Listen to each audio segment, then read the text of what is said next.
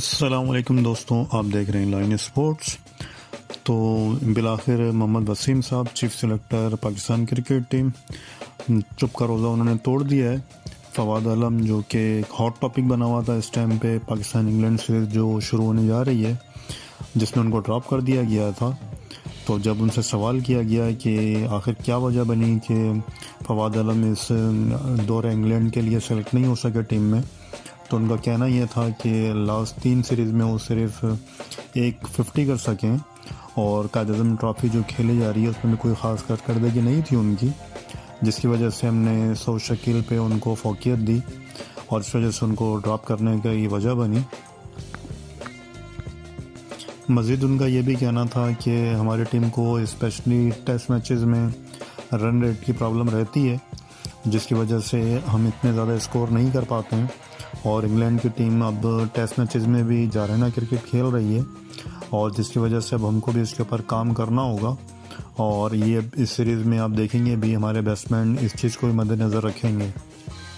मोहम्मद वसीम का ये भी कहना था कि अब पाकिस्तान की जो रन रेट चलता है नॉर्मली वो 2 से 2.5 के दरमियान में रहता है, जबकि अब बाकी टीमें 3 बल्कि 3.5 के हिसाब से बैटिंग कर रही हैं।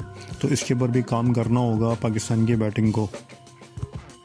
मुझे बिल्कुल समझ में नहीं आया मोहम्मद वसीम साहब का आर्गूमेंट कि ये वजह बनी है फवाद आलम की टेस्ट टीम से ड्रॉप होने के लिए कि उनकी जो डोमेस्टिक परफॉर्मेंस थी इतनी अच्छी नहीं थी। मेरे भाई, जब वो परफॉर्मेंस मुसलसल 10 सालों से देता हुआ आ रहा था तो जब कौन साहब ने उसको टीम में सेलेक्ट कर लिया था और अब उम्र के वो जिस हिस्से में पहुंच चुका है, मेरे ख्याल से अब ये बिल्कुल उसके लास्ट कुछ चंद साल ही रह गए हैं क्रिकेट के। अगर आपने अब भी उसको मौका नहीं देना है तो सीधा सीधा उसको बोल दो कि अब हम आपके कंसिडर नहीं करेंगे, ताकि वो आराम से अपनी क्रिकेट पे तवज्जो रखे। और कभी किसी किस्म का उस बंदे ने शिकायत की भी नहीं है इनसे, वो हमेशा खाली अपने बैटिंग से ही इनको जवाब देते हुआ आया है।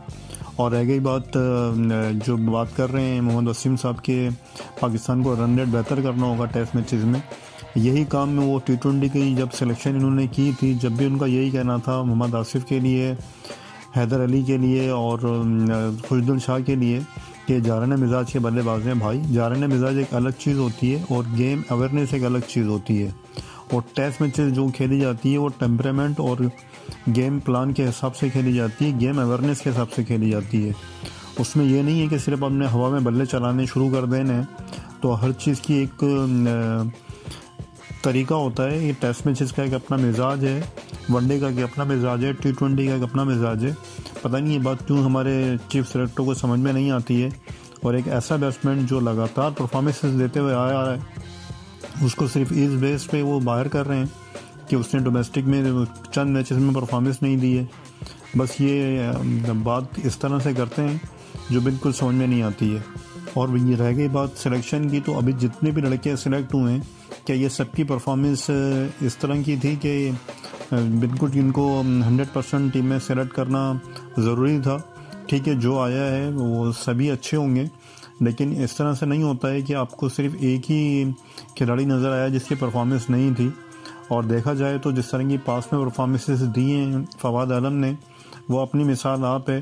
डोमेस्टिक में उसका शानदार रिकॉर्ड रहा है पाकिस्तान की तरफ से, उसके बावजूद भी इस सीरीज़ में उसको कंसिडर नहीं किया गया है। मोहम्मद वसीम साहब कभी कहते हैं कि जी हम लास्ट मैचेस की परफॉर्मेंस देखते हैं, कभी कहते हैं डोमेस्टिक की परफॉर्मेंस देखते हैं और कभी कहते हैं हम फिटनेस देखते हैं। ठीक है, सारी चीज़ें आपको देखनी भी चाहिए, लेकिन इस तरह से नहीं होता है। कैलिबर भी होता है हर प्लेयर का, वो सबसे बड़ी मैटर करता है। और रह गई परफॉर्मेंसेस की, तो जो इस टाइप के खिलाड़ी होते हैं, form is temporary but class is permanent, तो इस तरह से ड्रॉप नहीं किया जाना चाहिए था फवाद आलम को। लेकिन अब ये क्या कर सकते हैं, जिस तरह के फैसले कर रहे हैं मोहम्मद वसीम साहब, ये अपनी मिसाल आप हैं।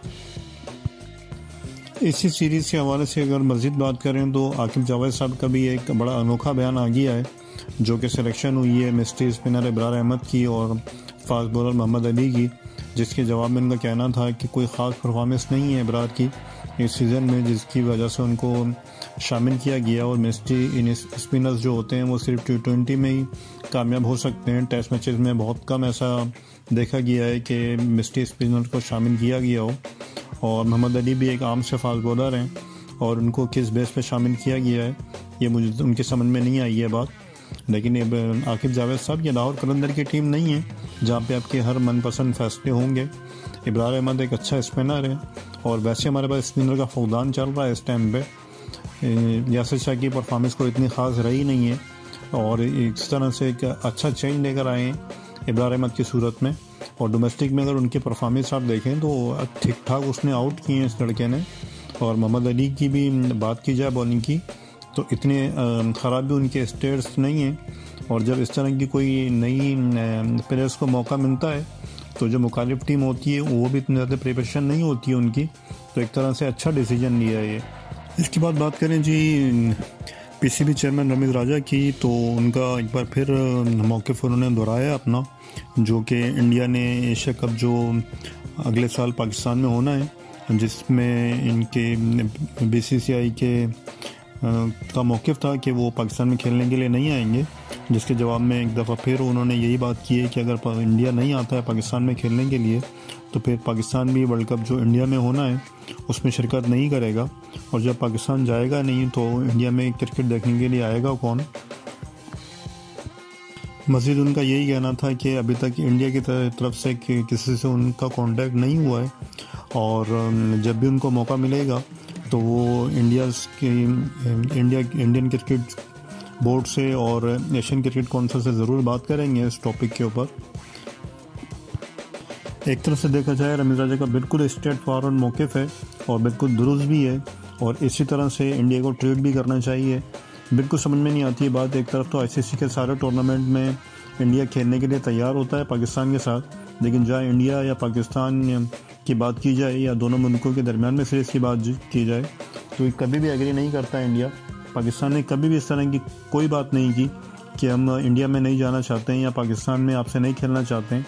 पाकिस्तान हमेशा तैयार रहा है, लेकिन इंडियंस जिनको बस अपने दौलत का गुरूर है एक तरह से और एक बहुत बड़ी इकनॉमी है क्रिकेट की वो पूरी दुनिया के अंदर, शायद वो यही वजह है कि पाकिस्तान को इतनी ज़्यादा दिलचस्पी नहीं दिखाते हैं पाकिस्तान के साथ बायलैटरल सीरीज़ खेलने में। और एक तरह की ये दोगली पॉलिसी है इंडिया की कि एक तरफ तो आईसीसी के टूर्नामेंट में पाकिस्तान के साथ तैयार रहते हैं खेलने के लिए, लेकिन जब बात की जाए बायलैटरल सीरीज़ की या इस तरह के इवेंट की तो वो एग्री नहीं करते हैं। बिल्कुल सही किया है रमीज़ राजा ने और इसी तरह से ट्वीट करते रहना चाहिए इंडियन क्रिकेट बोर्ड को।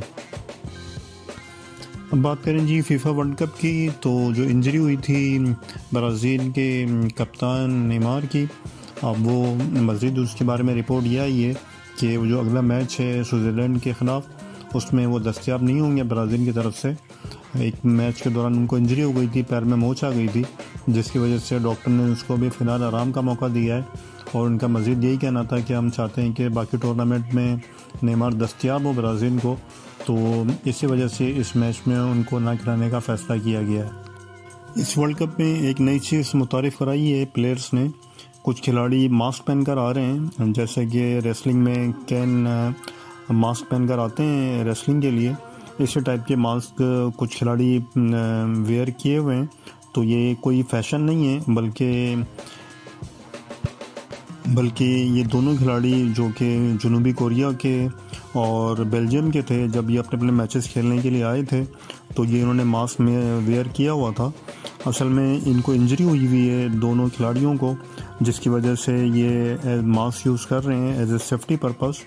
और एक नई चीज़ को दुनिया को देखने को मिल रही है, तो बहुत सारे लोगों को ये तशवीश थी कि शायद ये कोई नया फ़ैशन मुतारिफ़ कराने जा रहे हैं, लेकिन ये दोनों खिलाड़ियों की फ्रैक्चर हुआ था लास्ट ईयर मैचेस के दौरान में, जिसकी वजह से इन्होंने ये वेयर किया है। उम्मीद है कि जी आज आपको ये वीडियो पसंद आई होगी। प्लीज़ चैनल को लाइक कीजिए, शेयर कीजिए और सब्सक्राइब ज़रूर कीजिए।